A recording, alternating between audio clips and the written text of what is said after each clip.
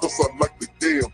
In a purse I Rambo, on the head I trample. Where the hell the damn dough? Oh silly asshole, you know green or gold though. And I like the chew snow, sipping yak with your cap is the perfect combo. You can be a Jane though, if you call it Bobo. I'ma call your mama up. Bitch, that's a no-no, don't get personal, I never let go. If you did wanna run, you'll get beat to the floor. I'm a gorilla bill, you can call me Greg Big. Knock your teeth inside your mouth, need to get your shit straight. I'm a gorilla on the home, I'm a pimp nigga you ain't know. I'm a madman on the throne. I'm out here trying to bring her home. Cause I hustle on the low. I ain't trying to overgo. So bitch don't come a tune. If you do, I'ma cut you through. Talking smart to a pimp, you done broke the first rule. I'ma come on your job, I'ma act a damn fool. When your boss walk in, I'ma play it all cool. If you step in 9 bins, I'ma slap his ass too. All that loud talking hoe, need to go and settle down. For your friend, have to pick your ass up off the ground. I got love for your purse, meaning that I love you. Married to this cheese purse, and I'm screaming I do. No money for a man, mean drama for a hoe. Paramedics told you through the trauma center though. Busted dip, broke a leg, but I got my bank roll. Try to put a struggle up, so she got her eyes swole. Buying you Taco Bell, but a pimp eat steak. Cornbread, collard greens, chitterlings on my plate. Always late for a date, and she always tripping. She can hate my fucking guts, but she loving my bitch. I'm a cold nigga on the home. I'm a pimp nigga you ain't know. I'm a madman on the throne. I'm out here trying to bring her home. Cause I hustle on the low. I ain't trying to overgrow. So bitch don't come a tune. If you do, I'ma cut you through. Mix a game with some yak, it's a deadly potion. If I hit it from the back, bitch, I want the motion. In your pussy stroking, pour a pimp is spoken. DO8, if you try to play my emotions, I'ma crack a whole dome. I ain't broke the damn law, not a nigga my phone, so I broke the bitch's jaw. You done quit your damn job, then you need to start mowing. Pussy clothes playing checks, cause a pimp ain't going. In the club shaking ass, they can bring plenty cash, but you get more with a VIP band. Say your ass got robbed when you should've given honey. Now you get the fuck up out of here. Go and get the money. Use a dummy trying to pop. Homie me or get you killed. Bitch, I ain't the charge G. I'ma charge you for real. So don't get it twisted. I'm the pimp, you the bitch. Need to bring the loot quick or you get your throat slit. I'm cold on the hole.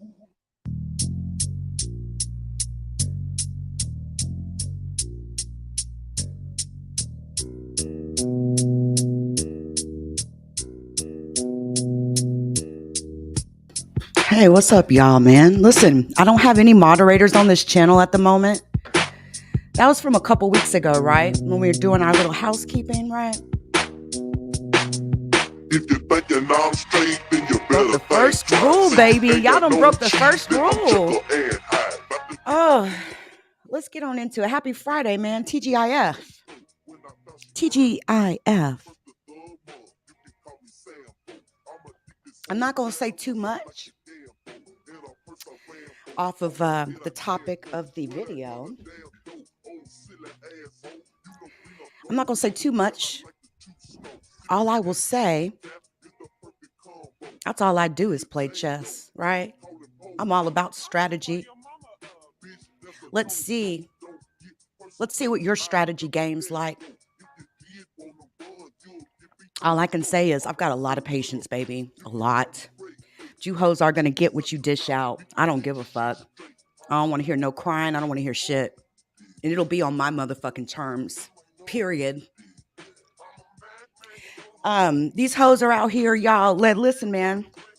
They're out here doing a lot of shit behind the scenes, guys. They're doing a whole lot of shit behind the scenes. They think a bitch don't know, right? Yeah, man. Man, fuck those hoes. Listen, all those bitches are going to get their motherfucking issue. I can assure you of that. But let's get on in here to this Fuck You podcast, right? And I'll probably come in and trim this first part off. But listen, I see a whole lot of people. Okay. I want to make sure I say this loud and clear. This has nothing to do with no certain specific content creator out here. Shout out to Pizarro over there. I had seen she had did a video a couple of weeks ago called The Book of Enoch, right? And I think Pizarro does have interest in that sort of a thing. Um, she's into like conspiracy theories and shit like that. That's probably why I usually will end up over there on her channel. I don't really hang out over there too much. I may drop down in the chat from time to time. But honestly, I don't fool with the beef sector like that. Never have, right? There's certain places that I may go where I may drop down in, but my thing is like this. Every single interaction in that community, right? Every single interaction, or I should say like meeting folks, right? When you meet a new content creator, it's always some fuck shit with those people, right? They be on some weird fuck shit, right? I've had motherfuckers come up here and try to come at me based off lies they were told, right? Shit. I ain't got time for that shit, right? And I damn sure, listen, and this has nothing to do with Pizarro. I just want to say this. I damn sure ain't going to take part in no conversation about women versus trans women either. That's like suicide in my opinion, for a variety of, different reasons or whatever, right? But nah, I'm not doing that shit. I'm not even going to have a conversation like that on my motherfucking platform. You're guaranteed to get, people riled up. That's for sure. Listen, I look at it like this. I really, really look at it like this. Who am I? Who am I to sit up here and judge people on the clothes they wear or the sex that they feel they are and all that? Who am I? It's not my place to judge that shit. It's not my place to judge if anyone's gay, straight, bi. It's none of my business. I got my own issues to deal with, right? That's how I look at that type of shit. Nobody's perfect out here. We all have our beliefs, but I don't necessarily bring my beliefs out here to these streets.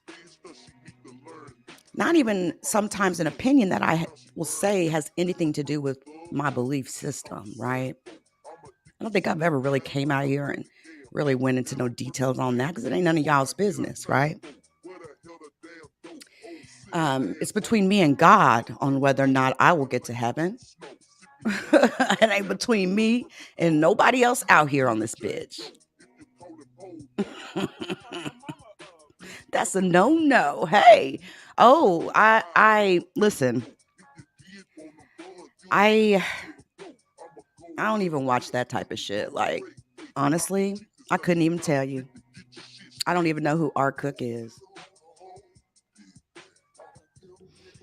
I intentionally stay away from that type of shit. But yeah, I don't even know what the situation is with that. Don't care. If I was beefing with one of them, then that'd be a different story, right? Or if I was, doing my due diligence on somebody that was maybe associated to that, then that would be a different story. But yeah, that part. There's so many more exciting things to talk about than somebody like there's a whole lot of inappropriate shit happening on YouTube, right? And I damn sure can't take, or I'm not even going to hang out in a place where these hypocrites. Now listen, me and grown folk, what's his name? GX. ZX, right? I don't even fuck with him like that, right? But I'm trying to understand how y'all gonna sit up there and ride on GX over there though. When y'all been supporting one of the most disrespectful men out here in this bitch. That's what I don't get. Like, man, I can't take those people serious. None of them. I can't take none of them serious. And it be them same people like that too. Every interaction, every sort of meeting has to be a beef situation. If it ain't the content creator, it's some bitch that hangs out over on their platform all the time that's got something to say. Fat bitches. Fat, ugly bitches that have had camera slips and shit, right? Over there looking like a whole fucking bulldog in the face and shit, weighing 400 fucking pounds. Sitting over there talking to somebody like they out they motherfucking mind and shit. They ain't got no good sense. Police.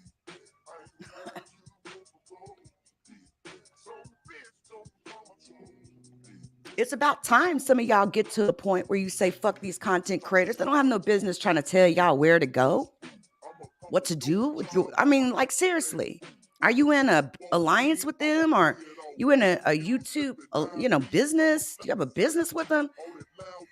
Man, it's very important that you try not to take this shit as personal as possible. But when a bitch goes above and beyond to disrespect you, that's the bitch that you want to tap, right? For me, it's that dog face bitch from California over there, right? She want to sit over there and act like, oh, I'm it's chess, bitch. Listen, I'm telling you, I'm very aggravated with you, bitch. Very aggravated with you. So don't play with me, Snoop. Don't play with me, Snoop. I'll fuck around and come out on this bitch today and drop audio and video on your bitch ass buying drugs and everything, bitch. Don't fuck with me. That's the type of shit right there. That's going to make me really strangle her little bitch ass. I could strangle that hoe with one of my motherfucking hands and shit. Are y'all hoes flagging yet?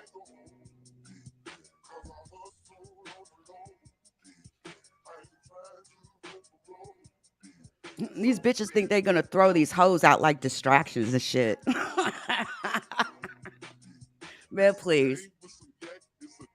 Mm-mm-mm-mm. And it's like this. I don't give a fuck who's got friends, who's got ties to who has friendships with who. I don't give a fuck about none of that. Never have. I don't link up with folks out of hate. I don't do none of that type of shit. I've just seen it blow up in people's face every time. Every time. But hey, if that's what you do, I encourage you to keep doing what you do.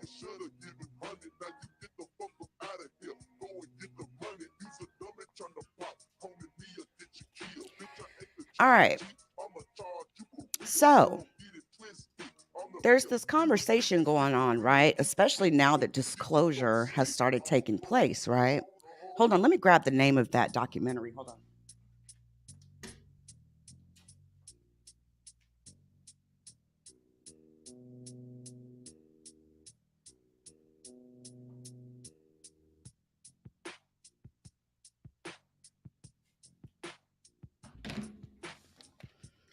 We got bitches out here that they put a stamp on domestic violence. They think that shit is funny. They think that shit is cute, right?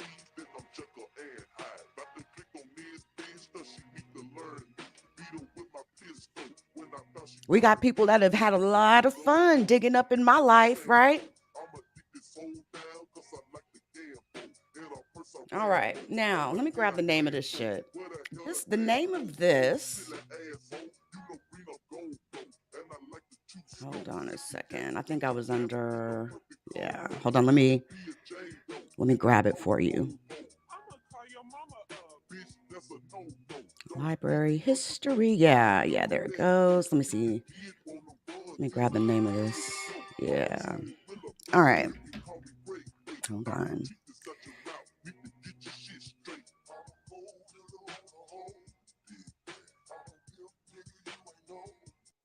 All right. There it is. All right. So, let me just start off with this, right? And I'm kind of like summing up, right, my thoughts on this whole alien thing, this alien agenda. How does that even have anything to do with like the book of Enoch and all that type of shit, right? Well, this is what I believe, right? And this is something I believed for a long time. Um, I think that there are multiple species of beings out there. We would be stupid to think that we're the only ones, that planet Earth is the only place that has a human or humanoid type being, like, man, Homo sapiens. We would be dumb to think we're the only place. All right. The universe is vast. Right now, it is rumored that our U.S. Space Force has 3 ships, and I'm talking long distance craft, that has literally already studied 22 solar systems. Well, they can't even get to Mars. Oh, yeah, they can. Yeah, they can. They can. There's a whole lot of top secret stuff, right? And people don't know about. But this topic of these aliens and shit like that keeps coming up, right? And it's always in association to a craft or a UFO, where I've even told y'all this before. I personally don't think that these little gray aliens are coming from outer space. There's probably there's no probably to it. There's no question in my mind that there are beings that are gray that live on other planets. But in particular, what I'm talking about is these ancient grays and these little short 3-foot grays that a lot of people say is artificial intelligence. Well, it's sort of artificial, but not really. That really wouldn't be the right term to use for that. What they are is they call the human body a vessel. And inside the human body, there's the soul container, which is actually made up of a very large, it's geometric in nature, what is contained within that soul container, right?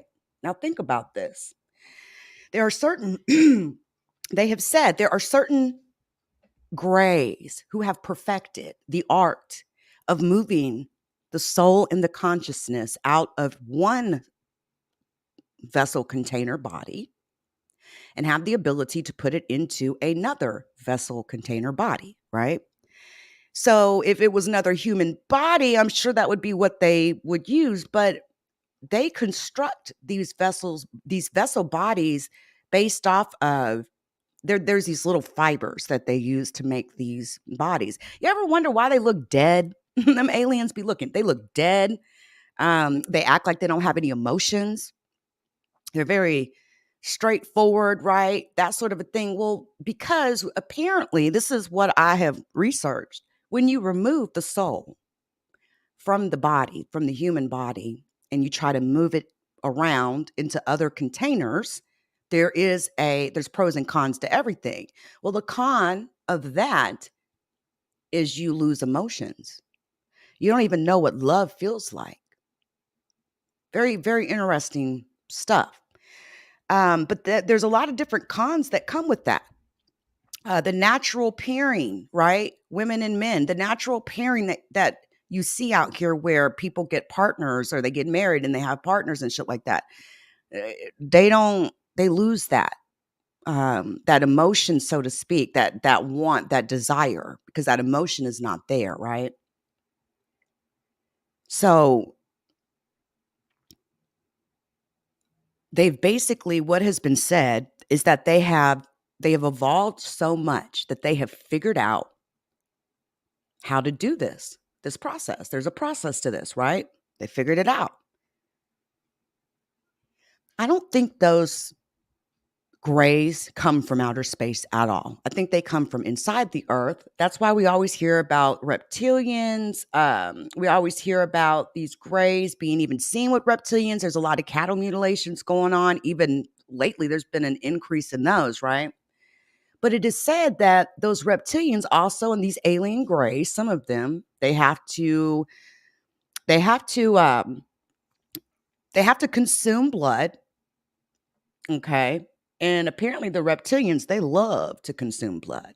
I heard that it also releases, listen, pheromones and all this type of shit, right?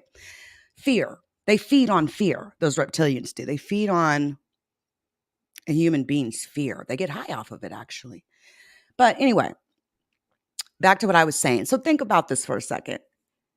God created man from the dust of the earth.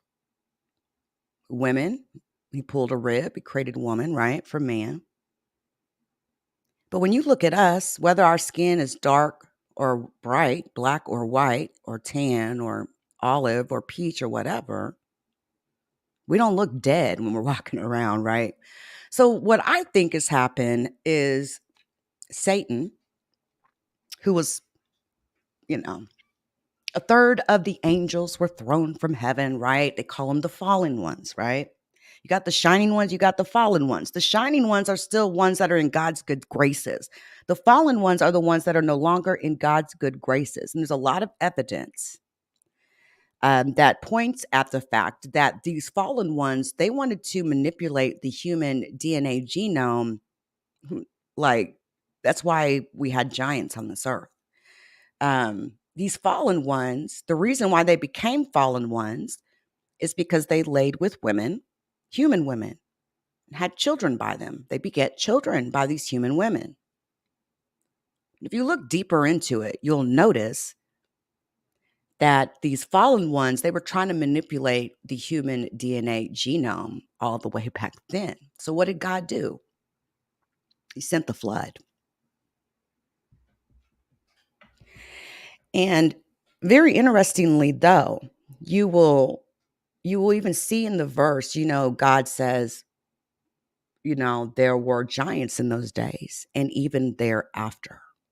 There's still so many stories that come out and, in which the Kandahar giant, all right, how the United States military special ops ran up on the Kandahar giant in Afghanistan, took control of his body and brought it back to the United States for more than an autopsy, right?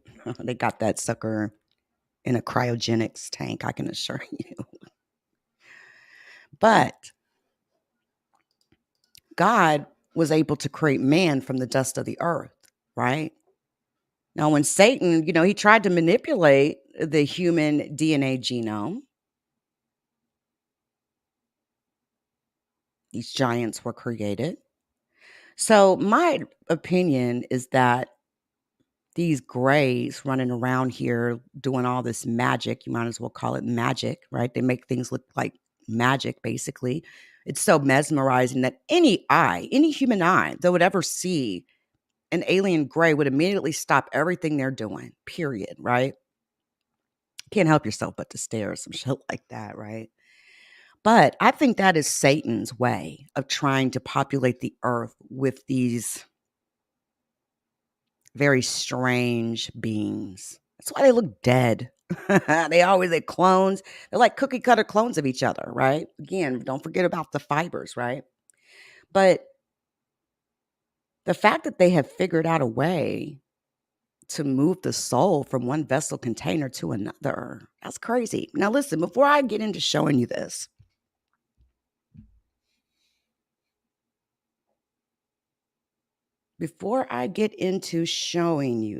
hold on a second.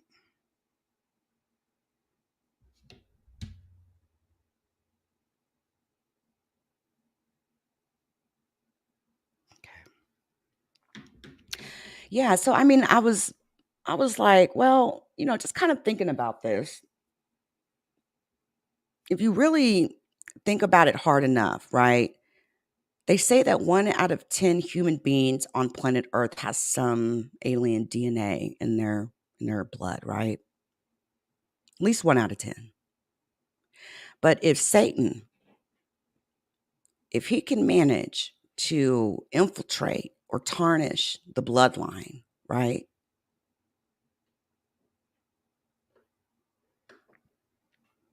I don't know what his ultimate goal is, right? He's never going to be truthful, honest about that, but it definitely has something to do with that. That's why there's all this talk about genetics, breeding programs, hybrid programs. They're talking about many human beings are hybrid, meaning alien DNA, right? They're part alien or whatever. Now, I don't believe that these beings created us. That is a little bit too much for me. But if you were to listen to what these beings tell us, they tell us that they're our creator, right? I don't believe that. Maybe they've been lied to, but I don't believe that. Not a bit. Now, they may be able to show us magical things and make a craft disappear in a less than a nanosecond or even disappear right in front of us with all this different cloaking technology and stuff that they have. I'm telling you, man, they're going to trick a lot of people. They're going to trick a lot of people. But if Satan could somehow tarnish the bloodline and tarnish every single human being with, human DNA. Somehow tarnish it and insert his corruption within it. Well, does that mean all the, human beings on planet Earth are going to be his? Like, I don't know. But I think that's what he's trying to do.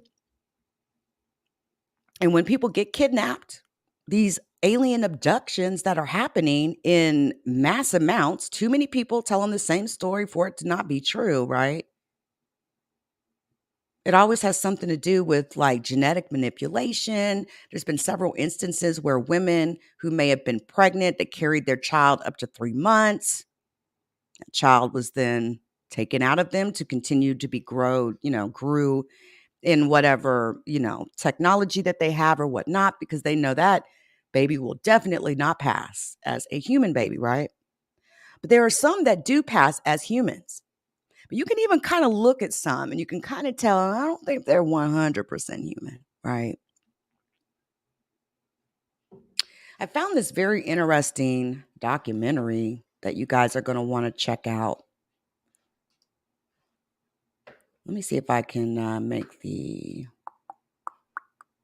I want to put the zoom down some. Come on.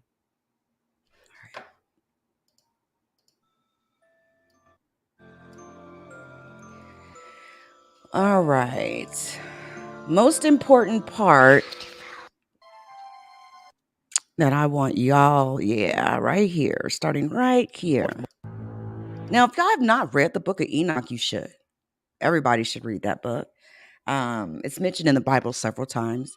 Matter of fact, you should read the whole Apocrypha, to be honest with you. I don't care what human being sits out here and tries to tell you, don't read that.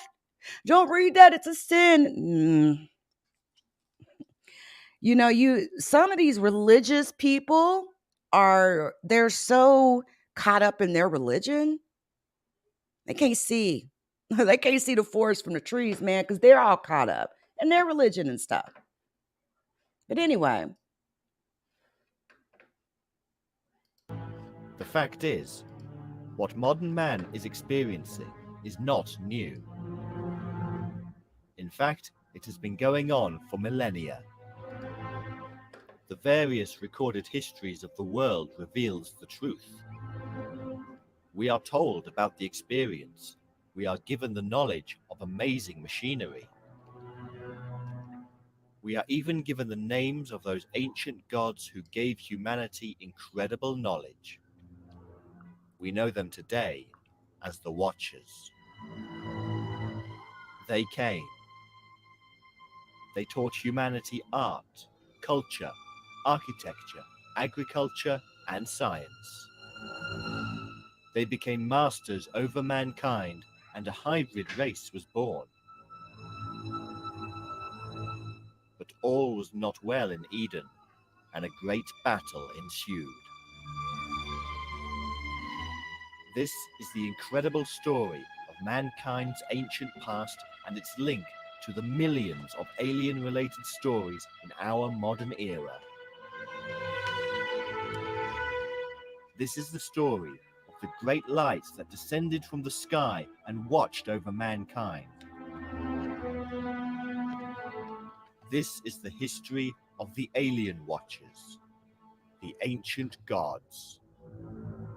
I hate it when they say that. They're not gods. Period. They are the sons of There's God, only one God. the Irim in Hebrew. They are governed by the biblical Elohim, which means the shining ones, the great lights from the sky.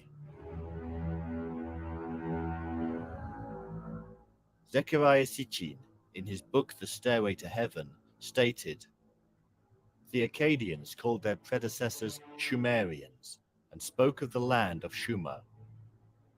It was in fact the biblical land of Shinar.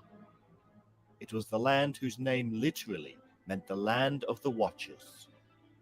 It was indeed the Egyptian Tarneta, land of the watchers, the land from which gods had come to Egypt."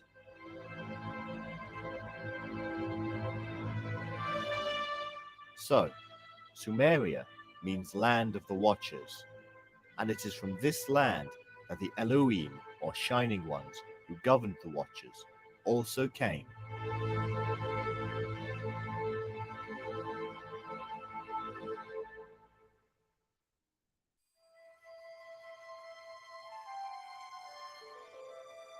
In The Origin of Consciousness in the Breakdown of the Bicameral Mind, Julian Jaynes tells us something interesting about these governing gods.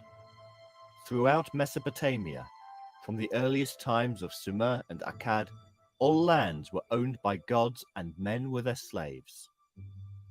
Of this, the cuneiform texts leave no doubt whatever. Each city-state had its principal god, and the king was described in the very earliest documents that we have as the tenant farmer of the god.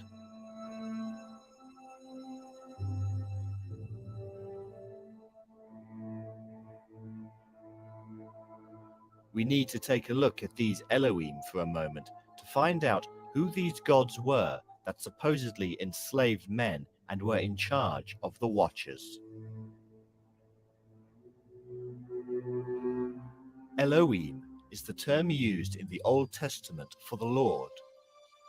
An incorrect usage, as the term is plural and means shining ones.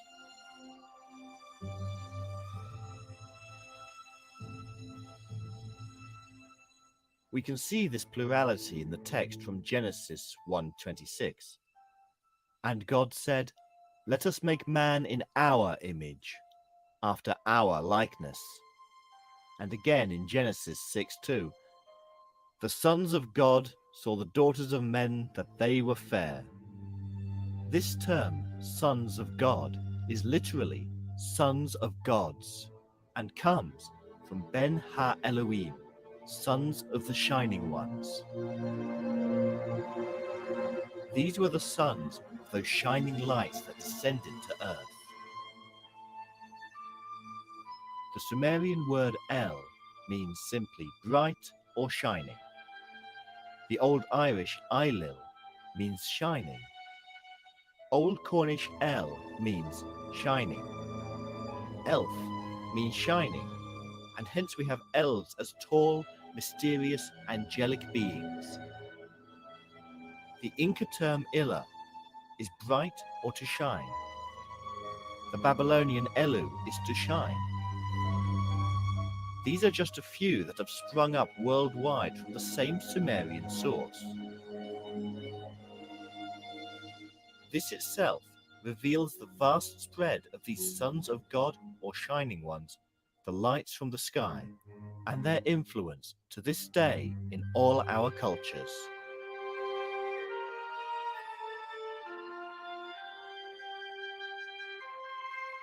Baal, the deity often spoken of as the Lord in the Bible, is also seen as a shining one in the Old Testament and is called the owner.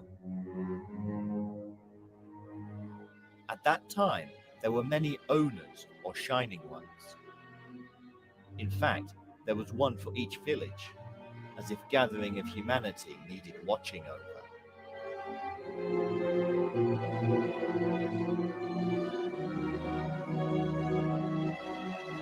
To the Hebrews, the Elohim were nature divinities from ancient Sumerian times. According to General Albert Pike, the famous Masonic historian, in his work Morals and Dogma, the Elohim were the host of heaven, ascending and descending to pass messages to and from God.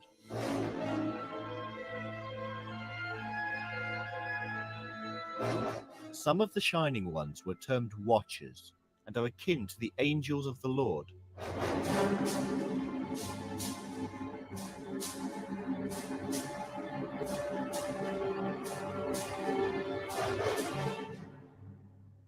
Yahweh Elohim means simply leader of the shining ones. The great God of Christianity, Judaism, and Islam is in fact the leader of the lights that descended from the sky. So now we have these plural Elohim, or shining ones, as gods, being above even the kings and supplying watchers to watch over man. The Egyptian Tarnetta that Sitchin mentions resembles the Egyptian Netta, a name for Tar and other gods, which means guardian or watcher. Tarnetta is also the name for the Red Sea Straits, which connected Mesopotamia and Egypt, and is known as the place of the gods. Listen, I want to say this while this part is going on, and I won't interrupt it anymore. But listen, you know how whenever we ask, like, what is the agenda? Hey, TRG, we always ask, like, what is the agenda? Y'all, I don't have any mods on this channel. Let me add. Hold on, y'all. I'll get in there. But listen, what do they always say? We're just watching. We're just here to watch you. We're just watching. We're just observing. They're just observing, right?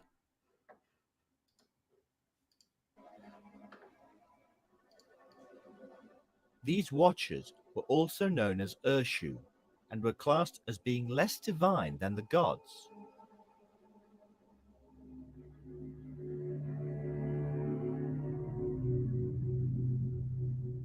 The ancients spoke of a time when there were gods or shining ones who ruled up and down Sumeria and Egypt, and who employed watchers over the ordinary folk.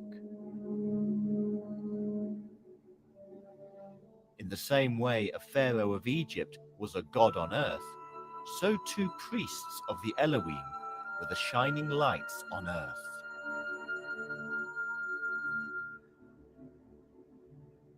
The Egyptian Book of the Dead calls these watchers Anubis and Horus in the form of Horus the Sightless. Others, however, say that they are the Chacha, who bring to naught the operations of their knives, and others say that they are the chiefs of the Sheniu chamber.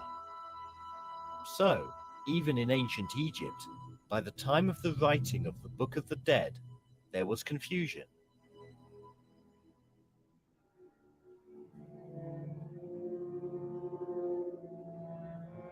They had to come to Egypt, the Egyptians wrote, from Tar-Ur, the far or foreign land, whose name Ur meant oldest, but could also have been the actual place name, a place well known from Mesopotamian and biblical records, the ancient city of Ur.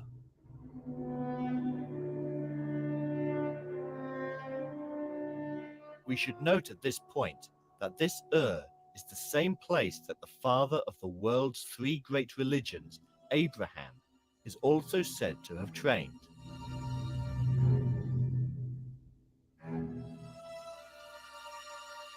He was trained by the Shining Ones, the Watchers, the great lights from the sky. And he started the yoke of mainstream religion on this planet. On the other side of the world, it appears these Shining Ones and Watchers also descended. According to the legend of Votan from Mesoamerica, this Votan was the serpent who was a descendant of the race of Khan and was a guardian or watcher, amazingly similar to Canaan.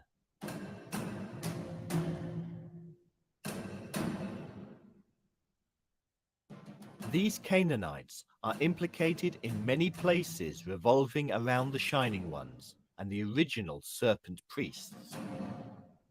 From this time onwards, serpent worship spread across the globe, and we have to wonder why.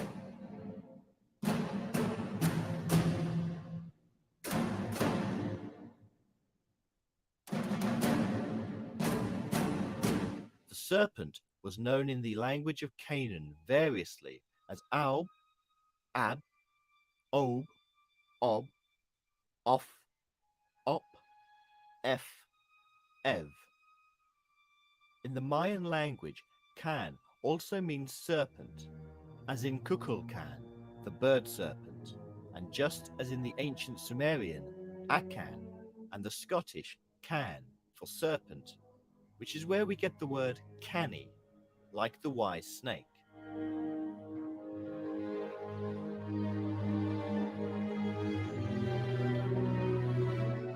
Vulcan, the Roman god of fire, comes from the Babylonian Can for serpent, and vul for fire, showing an etymological link across thousands of miles and oceans, and meaning, therefore, that Vulcan is the shining serpent.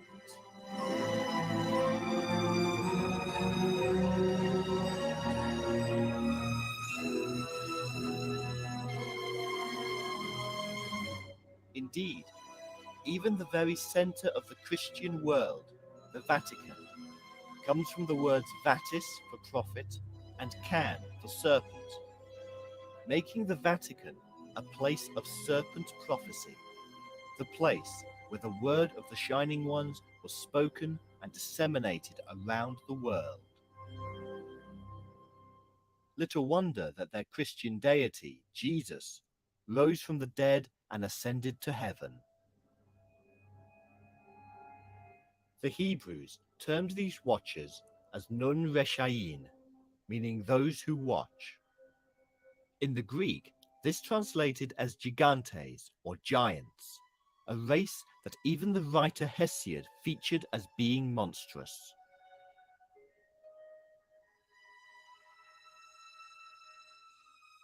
Now we can understand the role of the giants seen across the world of folklore as the presence of the Watchers.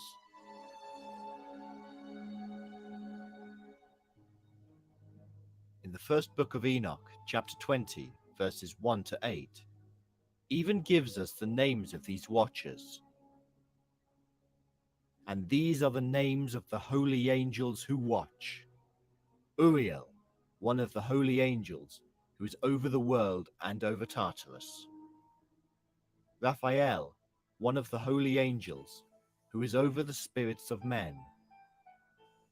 Raguel, one of the holy angels who takes vengeance on the world of the luminaries.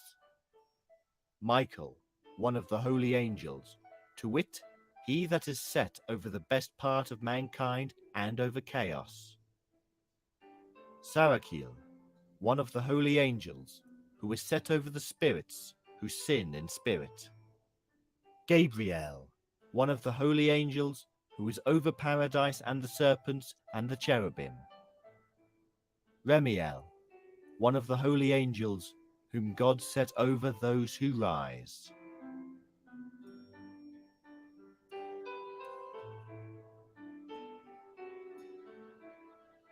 Note that Gabriel, the messenger who told of the birth of Jesus and who passed on wisdom to Muhammad, is in charge of the serpents. Remiel is over those who rise, those seeking enlightenment.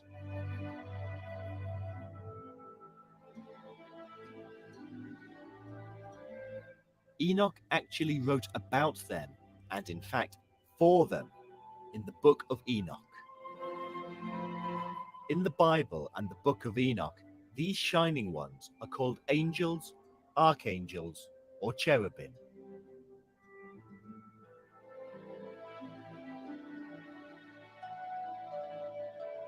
Unless the literature is purely apocryphal, we find that in the Bible, the angel figures are simply earthly men. The word angel means messenger. In Cornish, as in the Semite languages, the word El means angel and the shining one.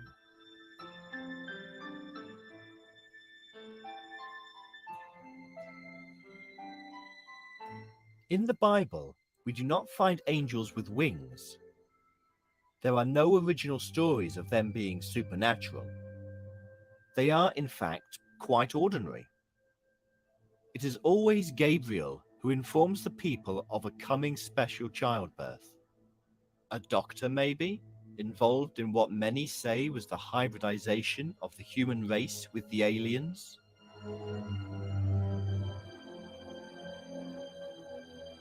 Michael is the warrior and protector, accompanied by angels wielding fiery swords. Each and every one of them has their own specific duty. People with titles, angelic titles, as messengers and ambassadors of the Shining Ones.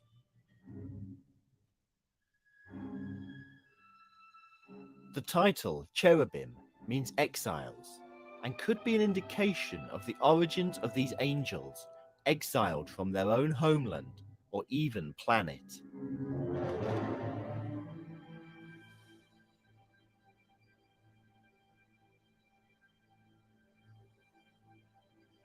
Enoch, the consecrated one, would later write up the history of these fallen angels who spread across the globe as the Great Shining Ones, teaching, measuring, and building the world's most mysterious ancient monuments.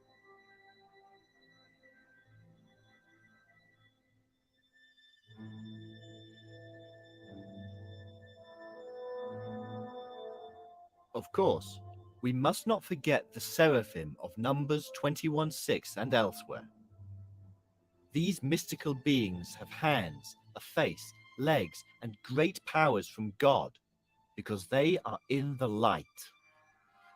They have symbolic wings, meaning they could fly. Their name means shining ones or fiery serpents. They are enlightened beings.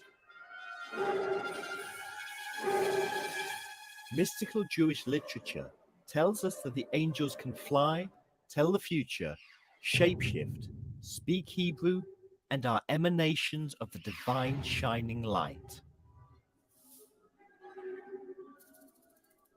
In the Old Testament, God is indistinguishable from the angel or messenger known as Yahweh.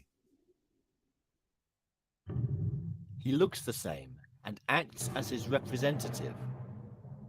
There is no difference here from Babylonian and Egyptian records. In fact, the stories are similar across the world. In the New Testament, the angels actually take part in the judgment at the end times. Is this an indication that one day they shall return? When they do, it appears they will judge mankind. Looks like we failed. We are also told about the Nephilim, or Watchers. These are the angels who seem to have been the military arm of the Shining Ones, and those who were initially employed to guard the Garden of Eden, but then began to mix with the indigenous peoples of the area.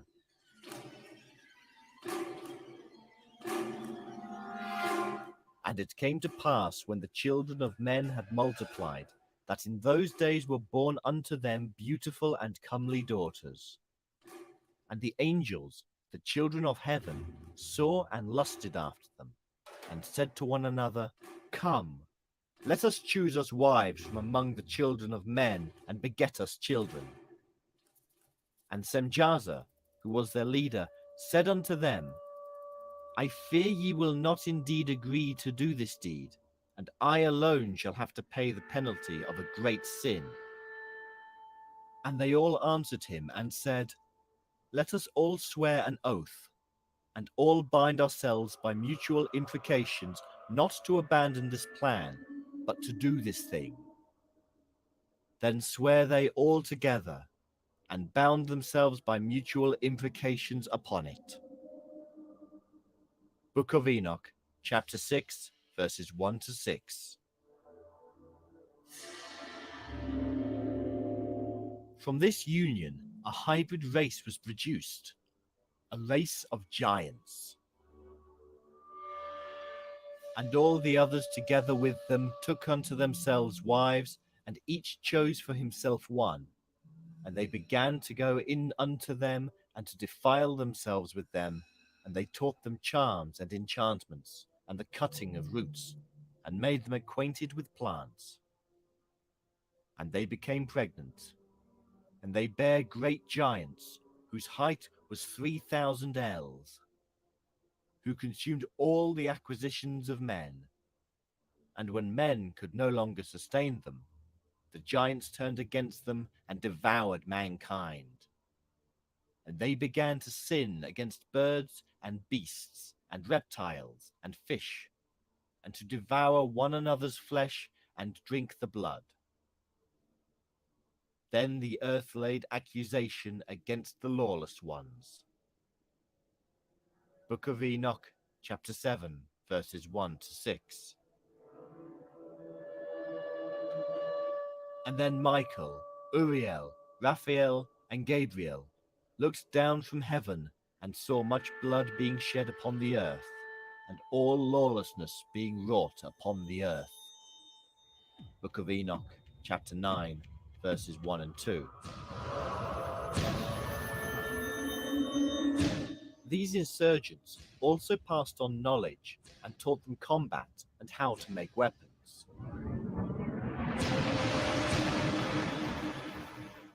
And Azazel taught men to make swords and knives and shields and breastplates, and made known to them the metals of the earth and the art of working them, and bracelets and ornaments, and the use of antimony, and the beautifying of the eyelids, and all kinds of costly stones, and all colouring tinctures.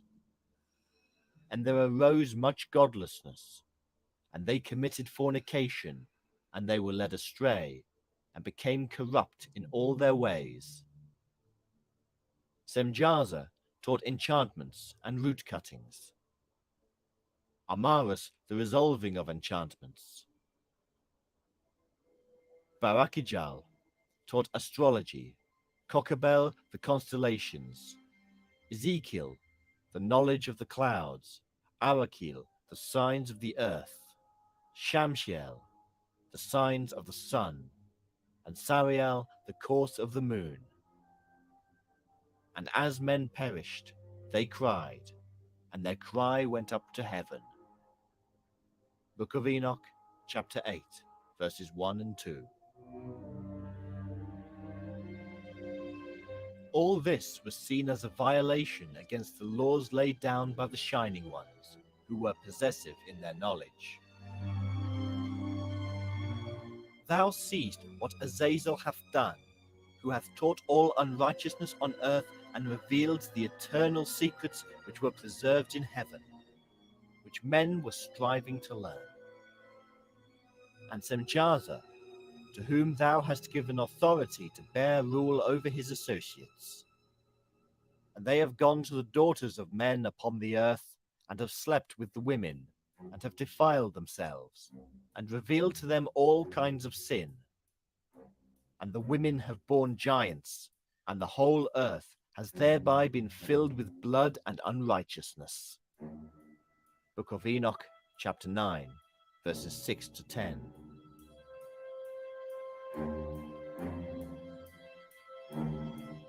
Enoch, a scribe who was taught by the Shining Ones, was then employed as a messenger or intermediary between the Shining Ones and these fallen ones, who had decided to abandon their divinity to live amongst the tribes of man.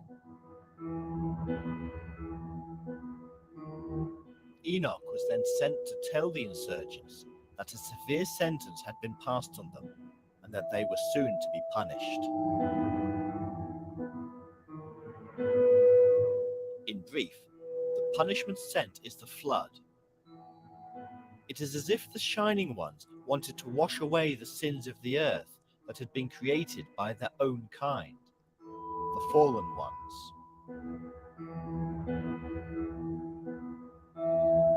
In the Testament of Amram, we have a remarkable insight into the aspect of these Shining Watchers. I asked them, "Who are you, that you are thus empowered over me?" They answered me, "We have been empowered and rule over all mankind." They said to me, "Which of us do you choose to rule you?" I raised my eyes and looked. One of them was terrifying in his appearance, like a serpent, his cloak many-colored yet very dark. And I looked again, and in his appearance, his visage that like a viper, and wearing exceedingly, and all his eyes. I replied to him, "This watcher, so is he?" He answered me, "This watcher," and his three names are Belial, and Prince of Darkness, and King of Evil. So the watchers looked like the serpent and had many eyes. Not something of this earth? The Mosaic Book of Jubilees was originally called the Apocalypse of Moses, as it was supposedly written by Moses while on Mount Sinai and dictated by a watcher or angel. This book was intended as a history of the days of old and reveals the purpose of the watchers. For in his days the angels of the Lord descended upon the earth, those who are named watchers, that they should instruct the children of men, that they should do judgment and uprightness upon the earth.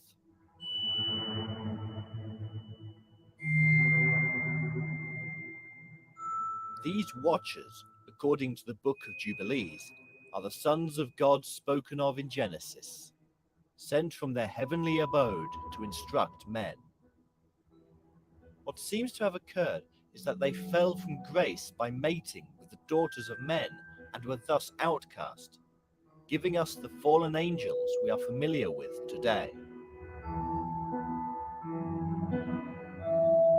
However, according to a dictionary of angels, not all these watchers descended from the heavenly abode, and those that did not were termed holy watchers, residing in the fifth heaven. As Enoch himself had testified against these fallen watchers, he was protected by the ruling Shining Ones and transported to the Garden of Eden. Eden means plateau and is therefore a specific place. And I, Enoch, was blessing the Lord of Majesty and the King of the ages. And lo, the watchers called me, Enoch the scribe, and said to me, Enoch, thou scribe of righteousness, go, declare to the watchers of the heaven who have left the high heaven, the holy eternal place, and have defiled themselves with women, and have done as the children of the earth do, and have taken unto themselves wives. Ye have wrought great destruction on the earth, and ye shall have no peace nor forgiveness of sin. And inasmuch as they delight themselves in their children, the murder of their beloved ones shall they see, and over the destruction of their children shall they lament, and shall make supplication unto eternity. But mercy and peace ye shall not attain. 1 Enoch 10 verses 3 to 8. According to Andrew Collins in his book, From the Ashes of Angels, The Forbidden Legacy of a Fallen Race, the fallen watchers swear an oath and bind themselves together. The place of this action is called Ardis, the fabled summit of Mount Hermon, which derives from the Hebrew word for curse. Following these actions of the fallen watchers, the Shining Ones called down a great flood upon the earth to destroy the offspring, and Noah is warned to build a great ship to escape the impending doom. There was obviously some great battle between the dissenters and the Shining Ones and the loyal watchers, which allowed Michael, Gabriel, and the others to slay the remaining fallen watchers. The flood is the symbolic idea of the later cleansing of the land and the restarting of the human race on track with the Shining One's ideals, a probable merging of a folk memory of some great catastrophe and the actual event. There were other catastrophes written up as being the judgment of the remaining watchers, which must simply be folk memories of actual catastrophes that occurred and were blamed upon the transgressions of the fallen watchers.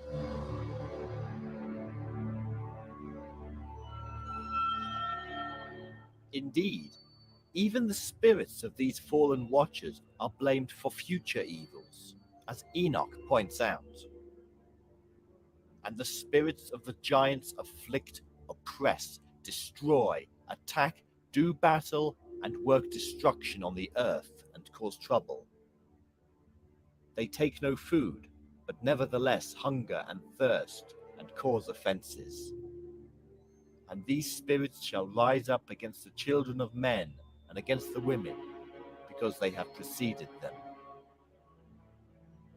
1 Enoch 12.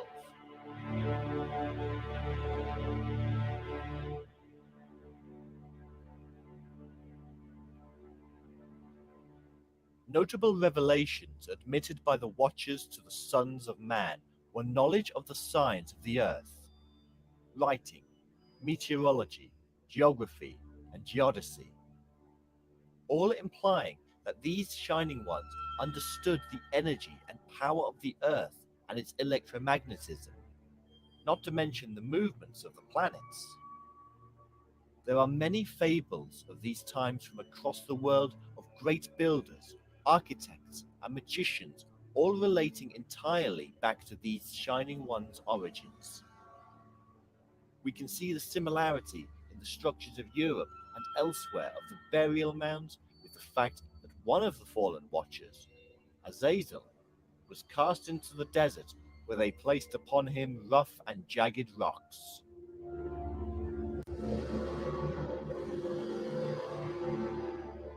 Much of this myth of the Watchers is found to be within the tales of wars and merging of peoples across the Middle East, between Canaanites, Egyptians, Sumerians, and even Asian civilizations.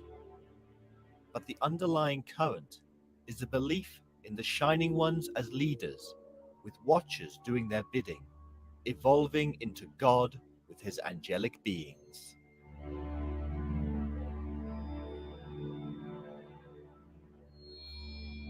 The terms Anunnaki, Anakim, and even Nephilim mean those who came down to earth from heaven, and is a reference to their position and location on the plateau of Eden. They looked down on the people below and watched, something that would sound very familiar to thousands of people around the world today who have experienced alien visitations. They represented the sun, moon, and planets on Earth. The truth of the story of the Shining Ones and their Watchers has been the subject of a purging by many Jewish authorities, who were understandably concerned that the myth of these angels and their worship would distract people from the worship of the one God. To this end, the Book of Enoch and the Book of Jubilees, mentioned previously, were stricken from the accepted list and are now known as Apocrypha. What we do know, though, is that these Watchers continued in what has been described as the underground stream and were called egregores. They somehow bred with humanity and melted away. Very soon, massive secret societies emerged that fostered the original teachings of the Shining Ones. The Kabbalah named 72 national angelic regions, which the Hebrews call Elohim, or Shining Ones. The metaphysical technical term egregores is also used for them. Derived from the Greek word egreos, it means watcher or guardian. The office of a watcher is to protect from outside pressures a region or ethnic group assigned to its care. The region is always measured off from another posing a threat of some sort to it. A given group of persons is tied to a certain area of jurisdiction. Here too, we meet the riddle of the founding of cities and states. What is more, both the ancient Romans and quite recently the Chinese have recognized the existence of guardian spirits set over cities. Indeed, one author reports as follows on the occult war waged on enemy cities by ancient Rome. The Romans, when besieging a city, made a habit of carefully inquiring the name of the city and of its guardian spirit. When they knew these, they would summon the guardian spirit of the city and its inhabitants and conquer it.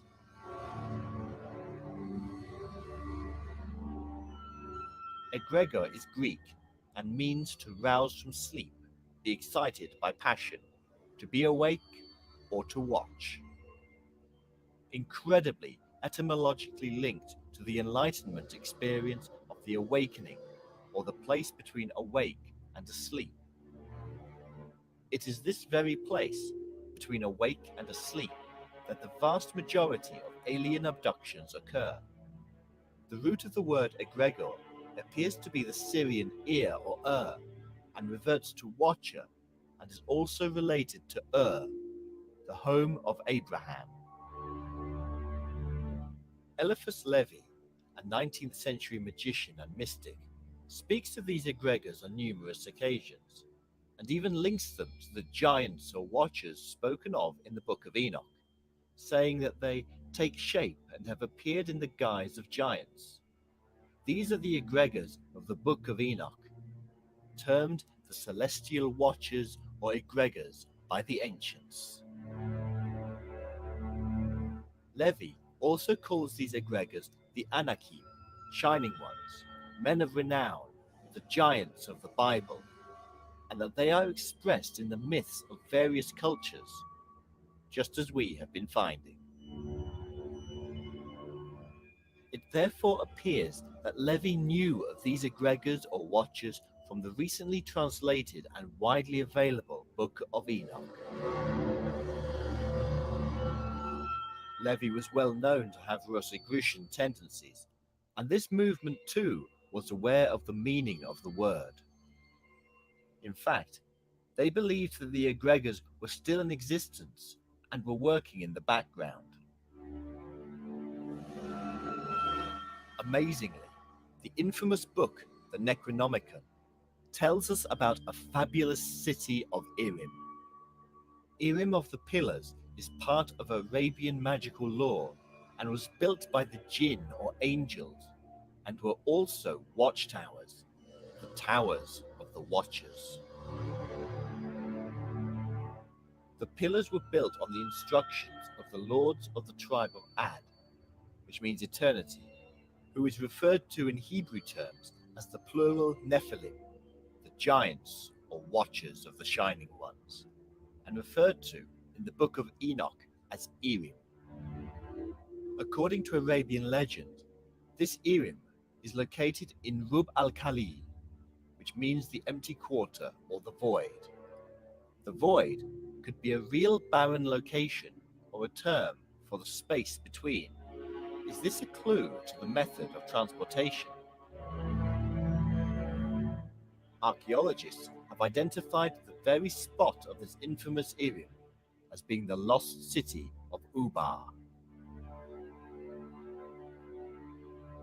One further link with Enoch to the mysteries of the modern alchemists, mystics, and seers is seen in the 13th century text of A. Bar Hebraeus, who spent many years investigating the ancient texts at the Library of Malaga, and gives us this unique insight. The ancient Greeks say that Enoch is Hermes Trismegistus. The chronography of Bar Hebraeus, translated by E. W. Budge, 1932.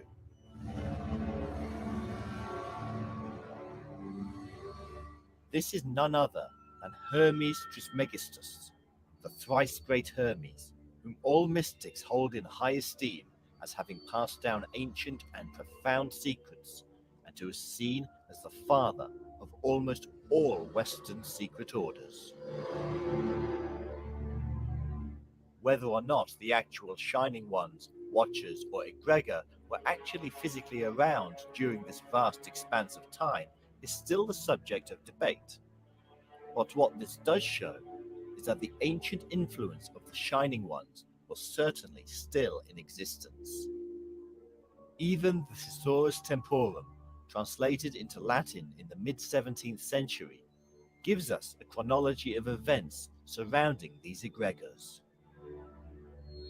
In 1000 they descended, and by 1487 BC they had taken Enoch to paradise due to the descent of the fallen Watchers. A text from the 17th century that clearly states that the Watchers descended, remained on earth, and even took Enoch away again. It seems then that the extremely ancient concept and story of the Shining Ones was still very much alive and being propagated secretly by the mystics of the last few hundred years. These were part and parcel of their hidden secrets. The question arises, why did they feel the need to hide such secrets? Today, the egregor is seen in occult circles as an energy form, which according to the Martinist Order of the Knights of Christ, who claim to be the heirs of the Rosicrucians and others, say its goal is to set the human being free from the hold of the Prince of the World, and of achieving the mystical union of the self-aware personality with the individual profundity. Its members strive to have access to mastery by reuniting with the kingdom of the center, propitious with the descent of the Paraclete sent by Christ, in addition to the assistance rendered by the attachment on the side of the initiator with the egregory, protector of the secret chain. An apostolic succession of power, suggests John Michael Greer in Inside a Magical Lodge, is a basic function of the egregor. Worship me, cries the egregora. I am the Son of God. You are nothing but a worthless and sinful creature, damned from birth and destined to hell were it not for my sacrifice. And without me, you will never reach heaven. The egregory is a group spirit that serves to remind the initiate of his or her goals. It informs and guides the individual, and it protects the living chain of brotherhood. The living chain of brotherhood is entered into when a session performs a rite of their own creation intended to protect and enhance the temple of Set. The egregory protects the brotherhood by letting them know that their enemies are there. A symbolic representation of the egregory is used to maintain a link to the Prince of Darkness. Sir Osmond IV, Saturnian Principles. One of the peculiar archaeological evidences we have of ancient watchers are the round towers. What was being watched is a matter of some debate. It may have been the people, or it may have been the stars. Indeed, it is highly likely they were built for both, as well as for the search for aggressors. The Great Pyramid of Giza was seen as a gateway to the stars. In his paper, The Great Pyramid Texts, Gleason Harvey points out that in the pyramids of Saqqara, there are more than 3,000 columns of text from the 5th and 6th dynasties, which he believes holds the secret to the pyramid's use. These texts include incantations and magical formulae that used to be invoked in certain locations around the pyramid, but in the upper passage, chamber, gallery, and shaft is an incredibly old, unmistakable megalithic glyph. This glyph or phrase translates remarkably into star door and tunnel opening gate. Because glyphs are sadly lacking from most pyramids, this information is a startling discovery. Egyptologists claim that the star is mythological and leave it at that.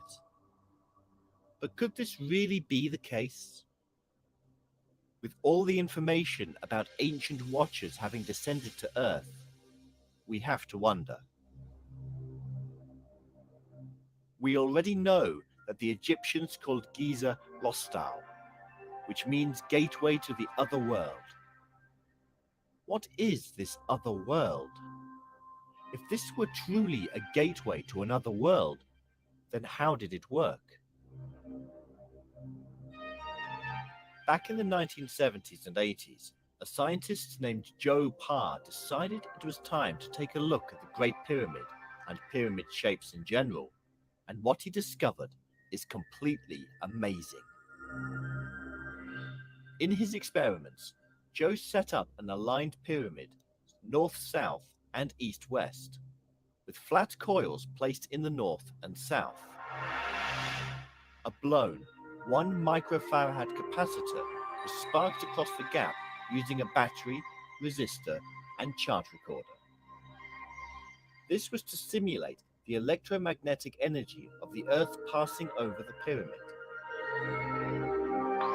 The scientists registered the changes on a daily basis, recording the state of an energy bubble that surrounded the pyramid. Strangely, the energy actually stopped all kinds of radiation, and the bubble showed attenuation to beta emitters, ion sources, and magnetic sources when in the bubble. Feeding negative ions into the bubble actually intensified the energy. The energy was also found to alter over the course of the year, and 13 years of experimentation gave good results. Most peculiar was the effect upon gravity, which is linked intrinsically to electromagnetic radiation. It appeared that the bubble actually blocked out the force of gravity as well as electromagnetic energy, showing a 113,000 times increase in kinetic energy, leading the researchers to theorize that the pyramid actually moved in time and space, a place known to theoretical physicists as H-space. But what relevance could this have on our work here? Could the Great Pyramid actually be a massive transport device? Whether to physically travel or mentally to another place, another world? And the fact is, the Great Pyramid never did contain a body. No evidence of a pharaoh was ever discovered. Nothing. But there must be more evidence of ancient buildings with this peculiar inbuilt design. There is. One peculiar and little written about structure is the round tower. These are worldwide in the hundreds, and strangely are linked to the mysteries of serpent worship in almost every instance. Tall, elegant, round structures built by cultures as diverse as the Irish Celts and early Christians, to the Hopi Indians and Egyptians, all of which are linked with serpent worship. Even the Dead Sea Scrolls refer to towers protected by angels or watchers. In the famous Qumran community of the Dead Sea Scroll, the war between the sons of light and the sons of darkness is to be conducted with acute awareness of the place of the angelic world in it. The Qumran War Scroll even gives us details on the battle formations, which involve 4 towers that are units of soldiers with specifically long spears and shields. On each of the shields is written the name of one of the 4 archangels. This links the round towers or watchtowers to the watchers or giants. In Ireland, there are over 65 round towers, many more than 100 feet tall. And there are a great many legends of giants and watchers in Ireland. In fact, the ancient history of Ireland is awash with lords of light who descended upon the land, and nobody knows where from. Gradwell, writing in the 19th century, pointed out that St. Patrick and his followers almost invariably selected those sacred sites of paganism and built their wooden churches under the shadow of the round towers, then as mysterious and inscrutable as they are today. Some claim these structures were fire temples dedicated to sun worship, and it is easy to see why when we discover that sun worship is connected to serpent worship and the Enlightenment experience. Others claim them to be watchtowers, which would relate nicely to the ancient term for the serpent cult as watchers. In fact, Hargrave Jennings, author of Ophiolatreia, relates them to the obelisk, that ancient serpent-derived pillar to the heavens.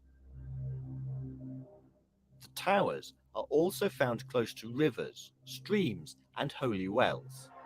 The water was the subterranean home of the serpent race, and was often seen as the entrance to the other world.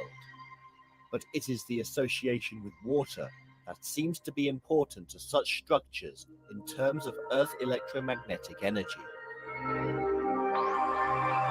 There may be an important link between round towers and the Phoenicians, who had similar structures dedicated to their rain and water deity, Baal. There are thousands of these towers scattered across Sardinia, just north of the Phoenician capital of Carthage, dating to at least 2,000 years before Christ. There are also those who believe that these towers served as astronomical tools, similar to Stonehenge, and this may be the case also. The tower in Iran, called Radkan, which means serpent, is thought to be one of these, and like the European towers of a much later date, it has a conical cap. In the Naga or serpent homeland of India, the round tower became the stupa, and in China, the pagoda, both other forms of round tower. In Feng Shui, we get a glimpse of the real use of the towers. The pagoda, and indeed the stupa, are thought to trap negative energy or chi known as dragon or serpent energy, what we would call the negative ions. Remember that these negative ions in the Parr pyramid experiments were thought to cause anti-gravity and anti-electromagnetic effects. The very tale of Lady Whitesnake is popular all over the world and is ultimately due to this electromagnetic energy. It is the Lady Whitesnake, or lunar snake, that is trapped in the pagoda for 1,000 years, trapping the massive energy of the Earth's magnetic field in the structure. Further round towers can be found as far away as Southern America, New Mexico, Colorado, Utah, Chichen Itza, Africa, and many more. All are related to the serpent energy and serpent cult, and many have the same astronomical alignments. Indeed, the Hopi snake tribe actually refer to them as snake houses. The Hopi god of death and the underworld is Masau, and he has to explain to the snake mother why her children cannot live in the house. And Masau said, "No, the snakes have no houses. Because they have bitten and killed Hopi, they should never again have a house, but should live under rocks and in holes in the ground." But he also said the snake houses, the round towers, which were built for them, should never again be destroyed, and that all coming generations of people should know the snake's doom, never again to have a house. Could this be an indication of the death of the snake cult? Could this be the Hopi version of St. Patrick's story in Ireland? And if so, then it relates back to Ireland, where, again, there are hundreds of round towers connected with the serpent. Is this a remnant of some battle that ensued between humanity and those who worshipped the serpent, the Shining Ones, the Watchers? If it is the case that these round towers or snake houses are seen across the Atlantic with the same religious and cultural grounding, then it is also true to state that the Anakim are also related in some way. Anak means long neck or necklaces. The Hopi too have a similar word, anak, meaning necklace or earring. It is also an expression used when in pain from snakebite. But what about the science of the round towers? Is there anything that can be related to the energy discussed with the pyramids? In the book Ancient Mysteries Modern Visitors, Professor Callahan relays his research, which amazingly shows that the round towers may have been designed as huge resonance systems for collecting and storing meter-long wavelengths of magnetic and electromagnetic energy. Basing the hypothesis of his work on insect antennae and the capacity to resonate electromagnetic waves, Callahan hypothesized that the tall round towers were made to be the Earth antennae, and that similar buildings or structures around the globe could have been made for the same reason. He believed that this energy would be passed on to those meditating at the site. Of the towers tested in Ireland, Callahan found that the iron-rich rock that they were made from indeed helped this effect along. The towers made from other materials, such as limestone and granite, were still paramagnetic. Callahan goes on to show how the rubble within these towers, which has baffled people for decades, was truly there as a tuning implement. In the same way, I say the plugs in the air vents of the Great Pyramid are tuning plugs. What we can see here is the extent of the influence of the first origins of secret societies, both in culture and texts, but also in the many fascinating and mysterious archaeological remains of the world. These shining ones are the first on paper. They have a structure and a basis of authority. They rule over man and are all wise, having their watchers to ensure that their instructions are carried out. Either the Shining Ones are still in power now, generations later, or the secret societies of the globe have copied the methods, structure, and symbol of these first few. The great religions of the world have all been created by some secret method. The early Christians met in secrecy and spread the word of Christ far and wide, whilst the Orthodox religions and powers of the day struggled to rout them out. The same is true of Islam. Power, then, is derived from control of the masses, and here in Sumeria, control was formed by those who possessed great knowledge, wisdom, and a seeming ability to access God. This has always been the lure of secret orders, and also that of Orthodox religion. One is open, one is not.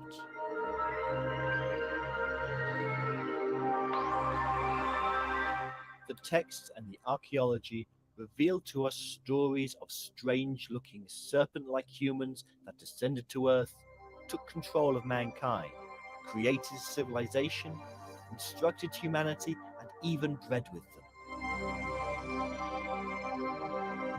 We see glimpses of a catastrophe or battle and the ascent again of these beings back to their other world. But these hybrid men and women, formed from a union of alien stock and earthly humanity, remained. They would go on to become the kings and queens of society.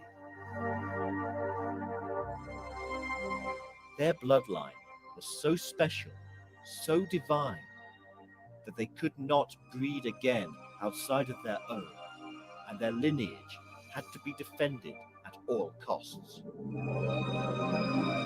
The blood of aliens walks upon this earth to this day, and those behind the scenes of power know all too well.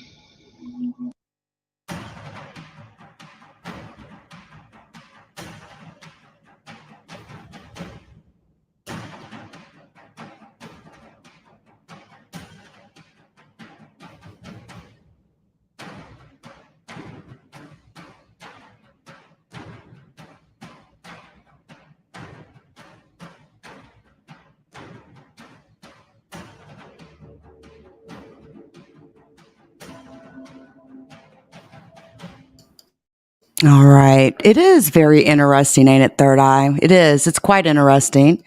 Probably one of the best documentaries I've seen on the topic, particularly. But listen, man, I'm out. I'll be back later, guys.